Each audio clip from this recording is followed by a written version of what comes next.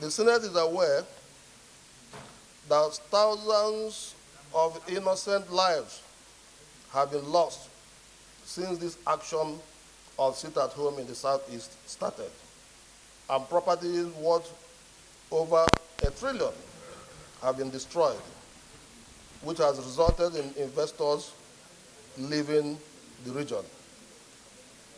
Further aware that the sit-at-home civil disobedience action in the Southeast has led to the disruption, vandalization, disruption of economic activities, as well as immeasurable financial losses for businesses, workers, and the total economy of the Southeast. Mr. President, the Senate is worried that if the activities of Simon Ekpa, who is issuing the illegal sit-at-home order, is not checked, he may succeed in corrupting the minds of Nigerian youths and turning them against the government. That there is no one in the Southeast except the criminals who support this sit-at-home. Their modus operandi is simple. It's just terror. I have called the market leaders in Abia and I said, you can't continue to stay away.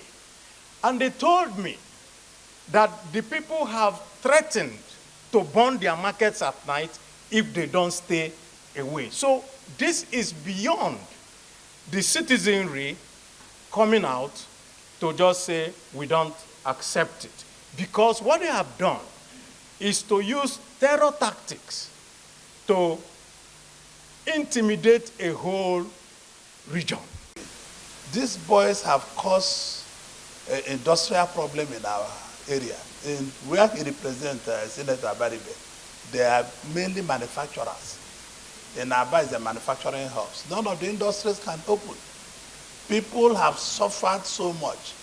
Although, like what you said, as a governor, if I am still a governor, what I would have done is to find a solution within the Southeast governors. The Southeast governors need to drive the system. It's not the work of the president. If commerce, therefore, is shut down in this part of the country, I'm afraid it's indeed a national problem that I think should be treated as a national challenge. Mr. President, sir, quite a number of innocent people have fallen victims. I recall with great sadness that a great friend of mine, Ahmed Gulag, was allegedly shot, though unproven, by people who have been trying to enforce this sit-at-home order. Mr. President, it may interest us to know that the governor of Enugu State, after the last 2 days, has taken a drastic measure to seal shops of those who continue to obey the sit-at-home, and he's doing it even though there's a bit of harmful, little resistance from people trying to, which they have, they ignited to protest. But he's adamant, we'll continue to fight it.